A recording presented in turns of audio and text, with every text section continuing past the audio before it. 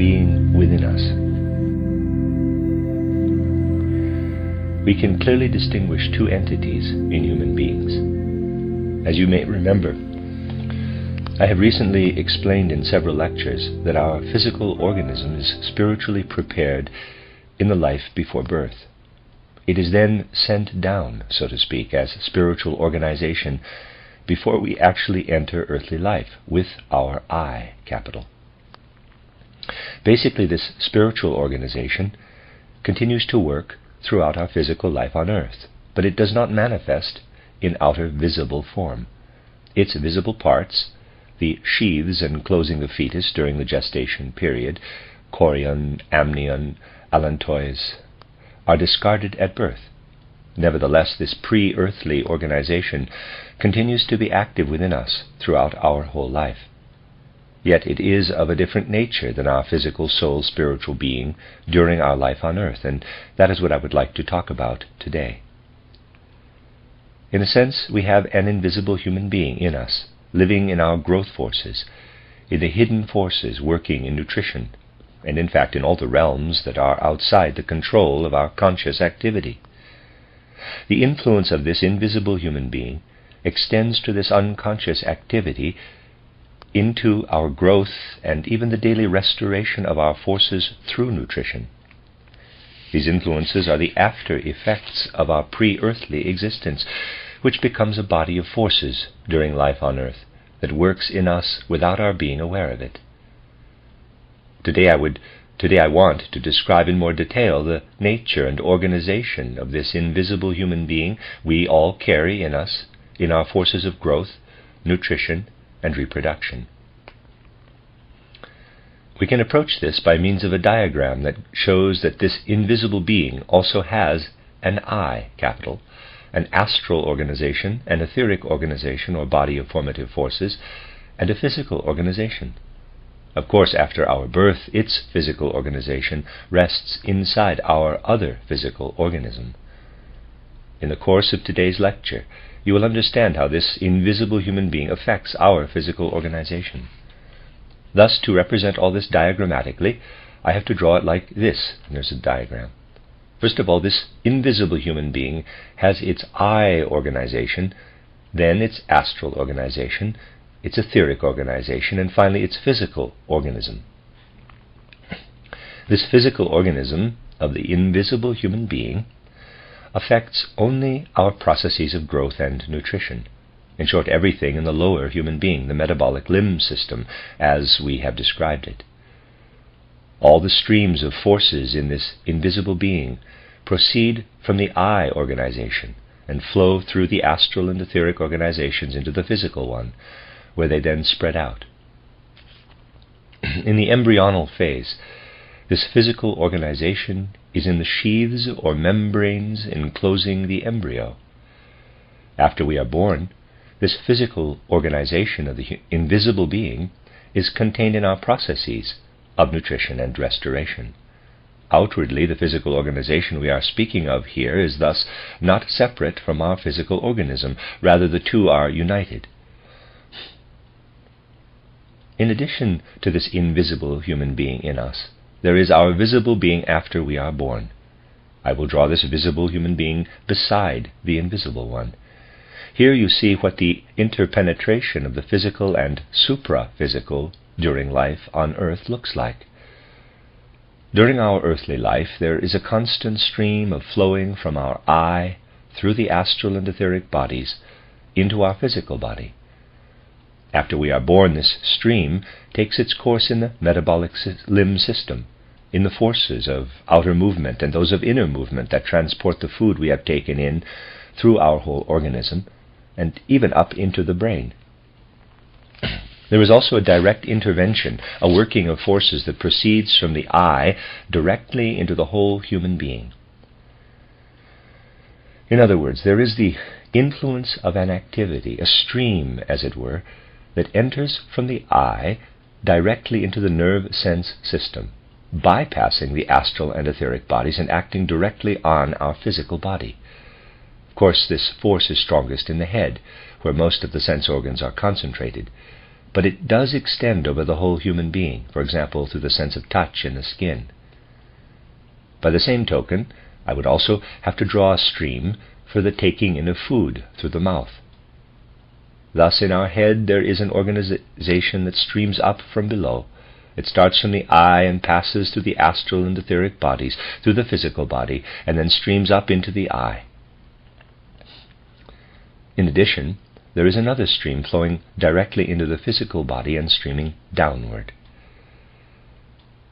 The nerve tract is the visible sign of this direct stream that flows from the eye into our physical organism. The eye organization, then, runs alongside the nerve tracts. Basically, this eye organization has a destructive influence on the organism, for here spirit directly enters into physical matter, and where this happens we find a process of destruction.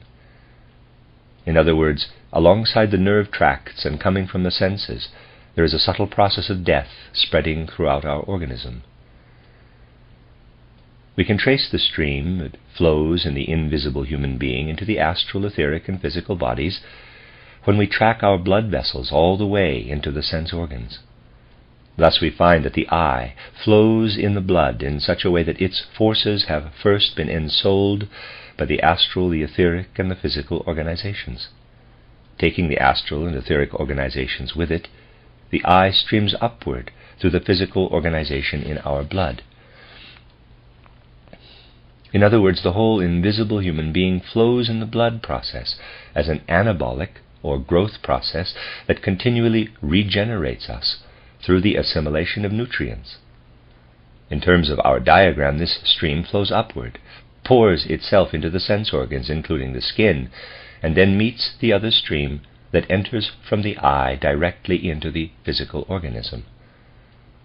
Of course, in reality, all this is even more complicated, because we would also have to consider our breathing process. In the breathing process, the eye, indeed, flows into the astral body, and from there directly into the lungs by means of air. Thus, the supersensible human being is also the foundation of our breathing processes. However, here, unlike in the nerve sense system, the eye does not intervene directly in the physical organism. Instead, the eye saturates itself with astral forces, takes up oxygen, and only then does it enter the organism with the help of the breathing process. Of course, now we are no longer dealing with a pure eye organization, but with an eye-astral organization. We could say then that the breathing process is a diminished death process. The nerve sense process is the actual process of death. The breathing process, on the other hand, is a weakened death process. It is countered by the process where the eye is strengthened by streaming first into the etheric body, and it is only taken up by the physical body. Readers aside, I would like to mention that there are a number of illustrations by Dr. Steiner that are being referred to, and these are all on page 88 of this book. I'm on page 73. Unfortunately, I'm not able to characterize those as I read. End of my aside. This process, however, runs its course mostly in the supersensible realm, and therefore cannot be traced by ordinary physiology. Its outward effect is the pulse beat. This process is also a regenerative one, although not as much as the actual metabolic regeneration processes. It is only a weakened regenerative process.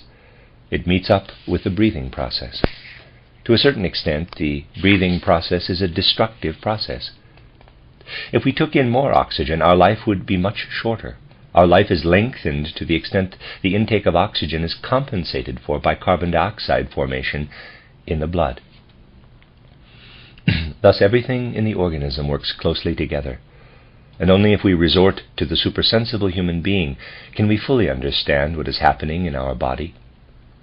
Although after birth this supersensible being has only an invisible form, we are aware of these forces precisely on the basis of the anthroposophical understanding of the human being. For instance, when we examine our eyes on this basis, we find that the blood process with its delicate ramifications is taken up by the nerve process that runs in the opposite direction. The blood process always runs its course toward the periphery. It is centrifugal.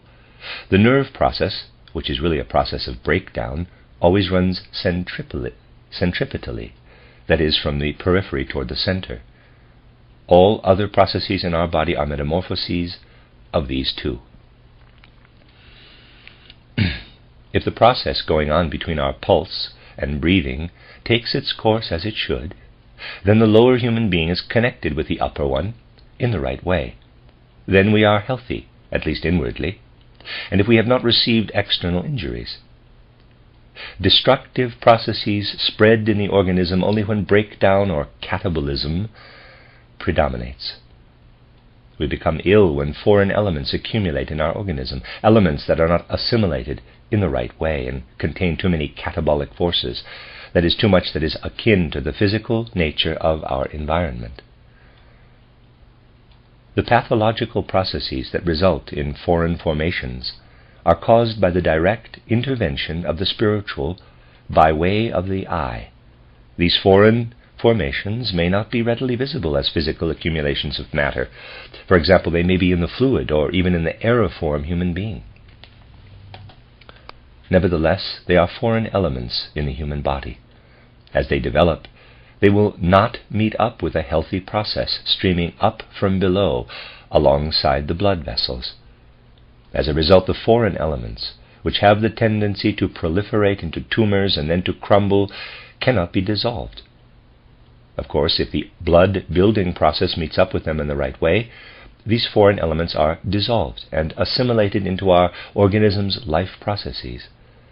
However, if there is an obstruction because an excessively strong catabolic process works downward, that catabolic process takes hold of one or the other organ. Then foreign bodies form within us.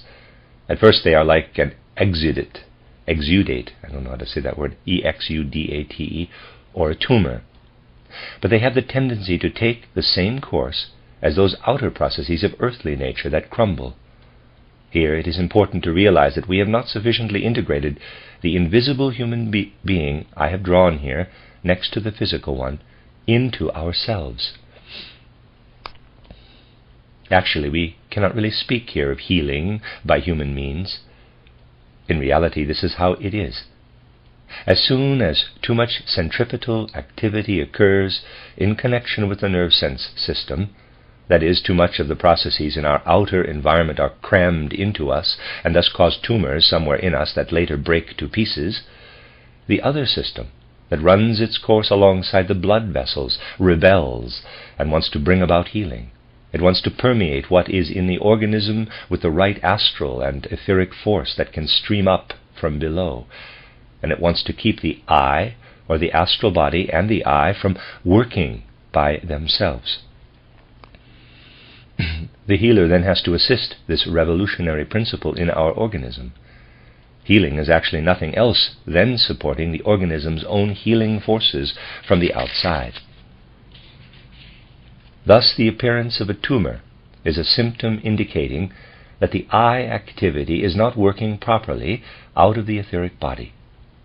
It makes itself felt, but sometimes it cannot get at the tumor. In a sense, we have to assist the etheric body in this direction so that it can become active. We can support the healing process in our organism by helping the etheric body to be active in the right way. In other words, it must first be permeated by the eye and the astral body, and then get at what is coming from above and has not yet taken in the etheric influence, but it is imbued only with influences from the eye and the astral body. In this way, we can counter the poisonous effects of the eye and the astral body on our organism with the etheric influences. All we really need to know is through what remedies the etheric organization, properly permeated by the astral and eye organization, will have to intervene in the organism in such a case. The remedies are needed only to assist the etheric organization, as it were. Thus we have to know what remedies will strengthen the etheric organization so it can pit its anabolic forces against the excessive catabolic forces. You see, the pathology on which any therapy is based cannot be understood at all without resorting to the invisible human being. However, it is also possible that our I organization and astral body, in other words, our soul spiritual organization, do not enter properly into the physical organization. In a sense, then, our soul spiritual organization may not have pushed through far enough into our physical one. If that is the case, we will always suffer from a predominance of what works upward as growth forces and did not get sufficient weight or gravity through its integration into the physical organization. In other words, people may be born with a condition where their invisible human being does not sufficiently take hold of their physical body. For example, the invisible human being I have sketched here may refuse, so to speak, to work appropriately in the blood process. In that case, the spirit does not have access to the blood process, and as a result, the individuals in question are often pale, already in their childhood, and remain skinny, or sometimes they shoot up quickly because of the predominating growth forces. That is what happens when the soul spiritual element cannot enter the organism in the right way. And because the body here refuses to allow the soul spiritual in, we must effect a weakening of the overly strong activity in the etheric body. In the case of pale, skinny, and gaunt children, we must work to reduce the etheric body's hypertrophic, overly active forces to their proper level. We must see to it that these children get more gravity or weight into their body. For instance, the blood will have the proper weight when it receives the necessary amount of iron. As a consequence, the etheric body will work less strongly upward. Its upward effect will be weakened. Another symptom of this condition is that in such people the night processes, as I would like to call them, predominate over the day processes. During the night, when we sleep, the physical etheric organization refuses to take in the spiritual soul organization. Our night organization, when we lie asleep in our beds, not that of the invisible human being who is outside us at night, is overly strong in people who have the kind of congenital consumption I have just described. We therefore have to support and strengthen the day organization. That is, we have to give it a certain weight by boosting the catabolic processes. For it is by fostering the catabolic processes that lead to an inner hardening and ultimately to a crumbling or breaking down. Of course, this should happen only to a very minimal extent during the cure, that we can push back the overflowing forces of the etheric body and hold the consumption in check. Thus our knowledge of the whole human being makes this interaction between health and illness, which is essentially balanced through the relationship between pulse and breathing, transparent to us. When we learn how we can foster this and or that through outer remedies, then we are able to support the natural healing processes that are always there, but do not always manifest themselves. After all, we cannot introduce a completely foreign process into our organism. What always happens is that when we bring any foreign process into our body, the former is at once inwardly transformed into its opposite. For example, the food you eat contains certain chemical forces. As the organism takes these in, it transforms them right away into their opposites. This has to be possible, for if our food keeps its outer character for too long after we have eaten it, it gets to our catabolism and causes destructive, deadly catabolic processes. What enters our body with our food must be taken up right away by inner processes and be changed into its opposite. You can trace the processes I have just described on the basis of the human being as a whole in many details. For example, let us assume that somehow a splinter of something or other entered your body. Now, your body can react to this foreign object in one of two ways. First, let's assume you cannot pull it out and it stays within you. The anabolic forces in the bloodstream are active all around the foreign object within you. They gather around the intruder and have thus moved from their proper place. As a result, the nerve activity right away predominates. A kind of exudate is secreted around the foreign body, and the intruder is encapsulated. Because of this cyst formation, the following happens. If we had no foreign element at this place, the etheric body would act in a certain way on the physical body there. Now, however, the etheric body cannot intervene in the foreign element. Rather, a cyst develops that is completely filled with the etheric. Thus, a part of our body contains a foreign element. In this part, our etheric body is not structured by the physical. In such cases, it is then a matter of strengthening the astral body to such an extent that it can work on this piece of etheric body without the help of the physical body. Through the encapsulation, our body has called upon the catabolic forces to isolate them in a particular part of the body and to integrate the healing etheric body in that place. The etheric body, then, has to be supported through proper treatment of the astral and the eye.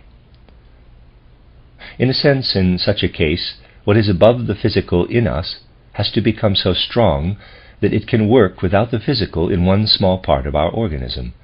This is what always happens when a splinter or some other foreign element is encysted as part of the healing process. In that part of our body we are moved up one level, as it were, with our whole organization. Of course, it is possible that a foreign body is formed within our own organism, and the same applies there. However, it is also possible that a completely different process runs its course when we have a splinter in our body. It can happen that the nerve activity around the splinter increases and predominates over the blood activity. This nerve activity, in which the I, capital, reinforced by the astral body, is at work, then stimulates the blood activity and prevents the coagulation of the exudate.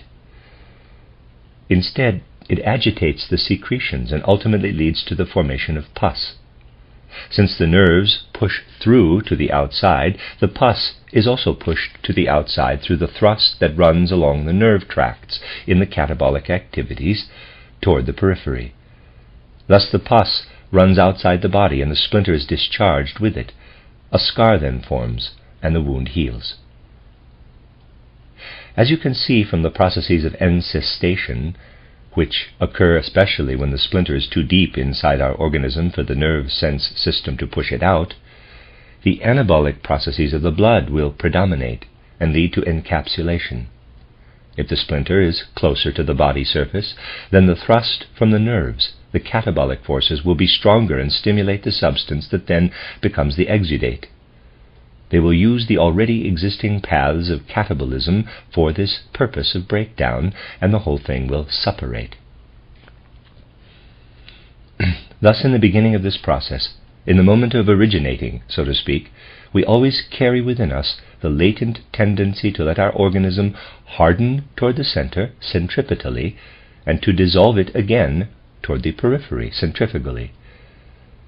Of course, in the normal course of events in our organism, the inward process of tumor formation and the outward one of inflammation and pus formation are in equilibrium. Our inflammations are usually so strong that we can overcome the catabolic force of tumor formation. It is only when one or the other of these forces predominates that we develop either a real tumor or a severe inflammation. Now, don't think that all this works out as easily and simply in reality as we necessarily have to present it in a schematic description. In reality, these processes are meshed. For example, you know that when the inflammatory forces are strong, we also often have a fever. Basically, this is caused by overly strong excessive anabolic processes in the blood. Indeed, the forces we often develop during a fever would almost be sufficient to supply energy for another person, if they could be conducted there. On the other hand, when the catabolic forces predominate, we have cold symptoms, which are not as easy to diagnose as a fever. Of course, sometimes the two conditions alternate, and so in practice, we often have to deal with an intermingling of what we really need to keep separate to fully understand the matter. Concerning the poisons in nature, such as that in the deadly nightshade or belladonna, we have to ask how these poisons relate to the other substances in our environment that are edible and not poisonous. With our food, we take into our organism what is formed outside in nature. In a similar way as our invisible human being, it starts from a spiritual process, enters an astral process, then an etheric one, and finally a physical one. The activity that proceeds downward in nature from the periphery down onto the earth is akin to the inner activity of our eye, which is purely spiritual. This activity flows down but is transformed on the way from the astral and then is changed again, on the way from the etheric, and then enters into the physical and is finally absorbed by plants. Plants grow toward and absorb this etheric activity, which from further up already brings with it the astral and the eye processes, that is, the soul and spiritual processes.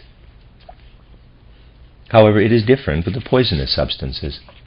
Unlike the ordinary green plant substances, the poisonous substances typically do not turn toward the etheric. Instead, they go directly to the astral. In other words, the astral, which I have drawn red, enters this substance. In the case of the deadly nightshade, the fruit becomes extremely greedy and is not satisfied with taking in the etheric, but it also directly assimilates the astral before the latter has absorbed the life forces through the etheric on its way down. We could say astral substance is constantly trickling down onto the earth without having entered the etheric realm first. Drops of this astral substance that have not gone through the earth's etheric atmosphere can be found in the poison of the deadly nightshade. The poisons in the thorn apple and hyoscyamin, let me read that, it's hyoscyamine, hyoscyamin, which is found in henbane, are also drops of the cosmic astral that has trickled down. Consequently, what lives in such plant substances, for example, in the belladonna or deadly nightshade, is akin to the process that enters our nerves and oxygen circulation directly from the eye or the astral body. Thus, when we ingest the poison of the deadly nightshade, our catabolic processes, which usually enter our physical body directly from the eye, will be greatly enhanced. Our eye is not strong enough to bear such an increase.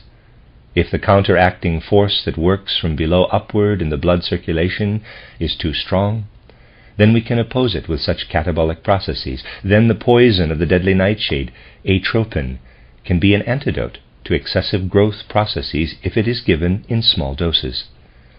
Of course, if we take too much of this poison, we can no longer speak about establishing a balance.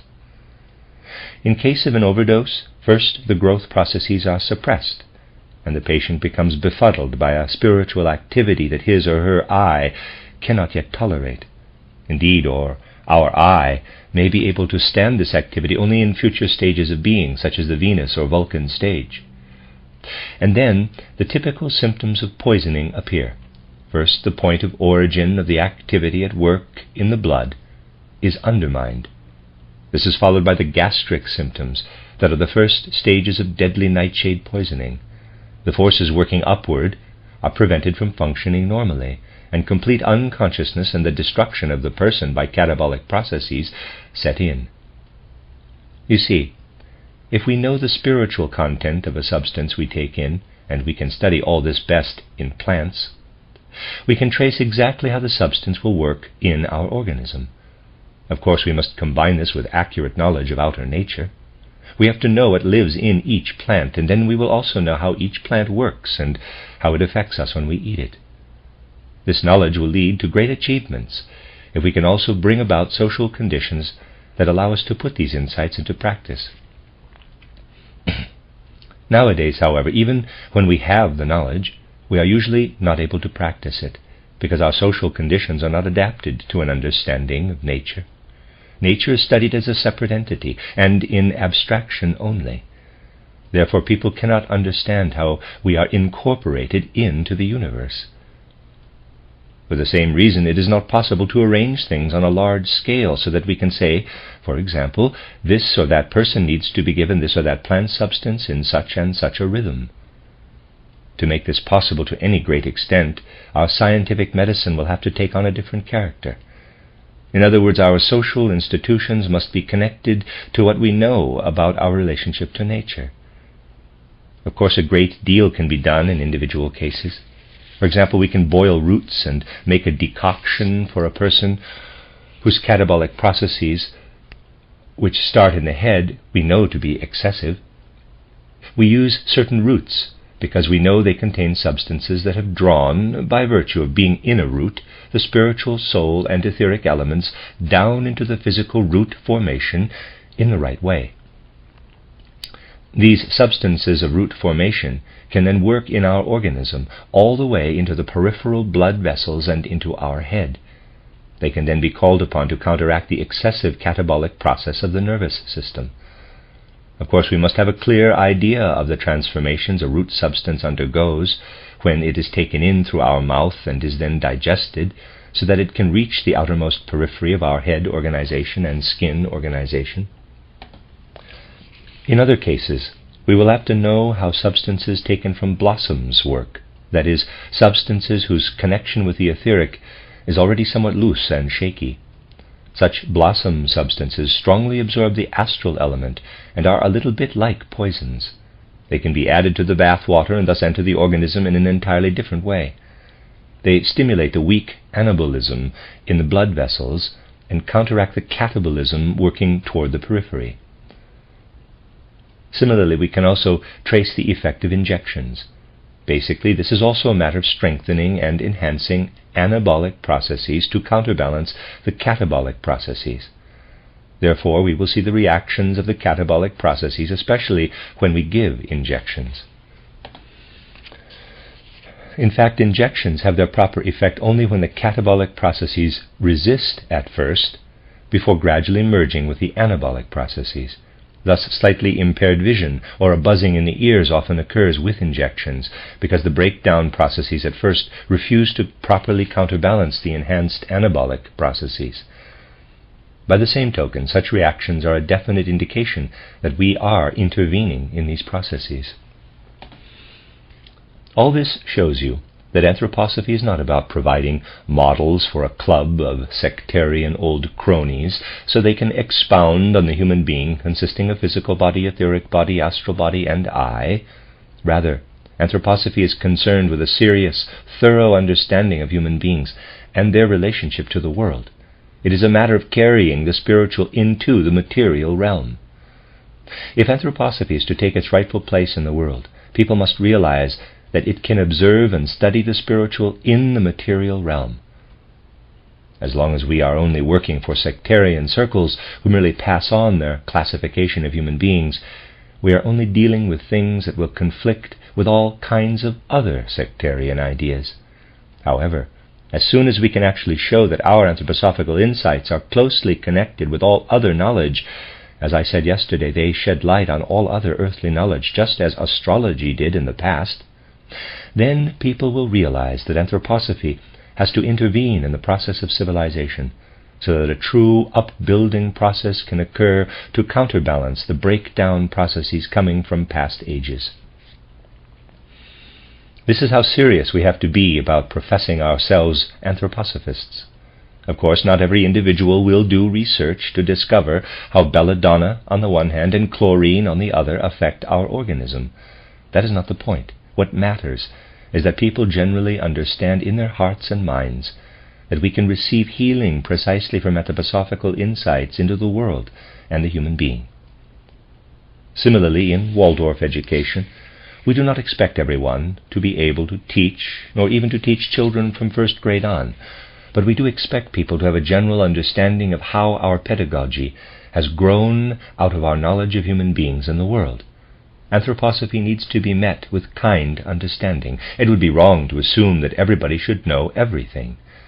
Rather, the effectiveness of the anthroposophical society must lie in creating a general understanding, based on sound common sense, for the strivings of anthroposophy, for what it tries to realize, for the welfare and future of humanity.